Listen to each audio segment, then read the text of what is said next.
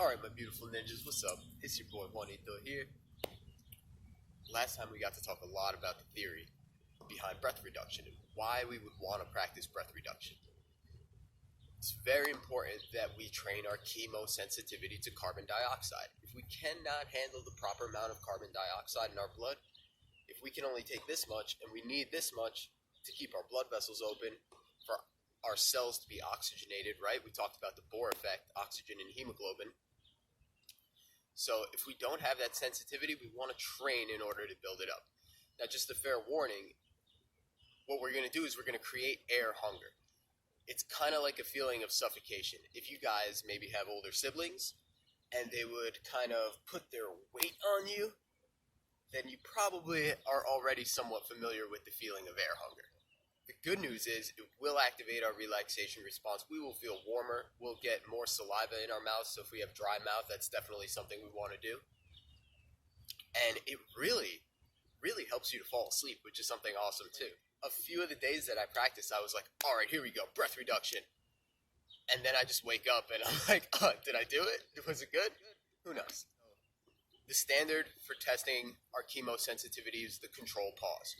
Remember that we said, don't be a tough guy. Don't try to hold it longer just by pushing yourself. At the very first urge to breathe, we want to take our inhale because that first urge to breathe is going to indicate our chemosensitivity. If we push past that, we're not going to get an accurate reading. We might get 30 seconds instead of 15 seconds and be like, well, I'm okay then. But meanwhile, we still have symptoms. So that's something that happened to me personally. Because I'm so tough. Alright, so here we go. Small breath in the nose. Small breath out.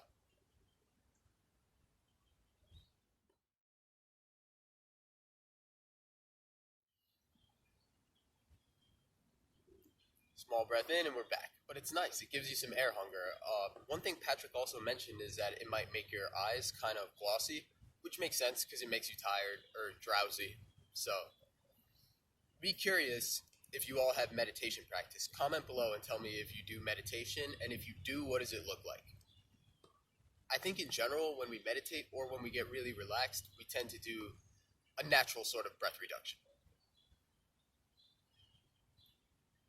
Okay, so from our control pause, then we have an extended pause where we'll hold a little bit longer, and we have a maximum pause where we'll hold as long as we can.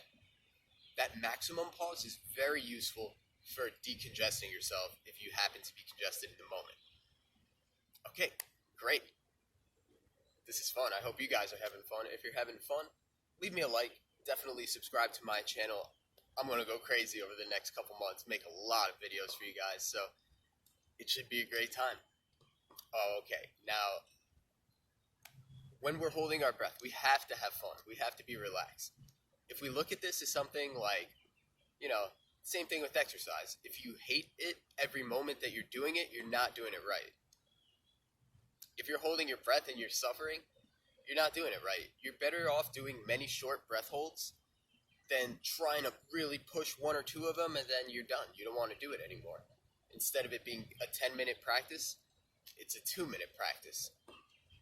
You might feel uncomfortable or anxious if you push it a little too hard. So let's take our time with this. We do have our whole lives to retrain our breathing, but luckily for us, we can likely do it within 6 to 10 weeks.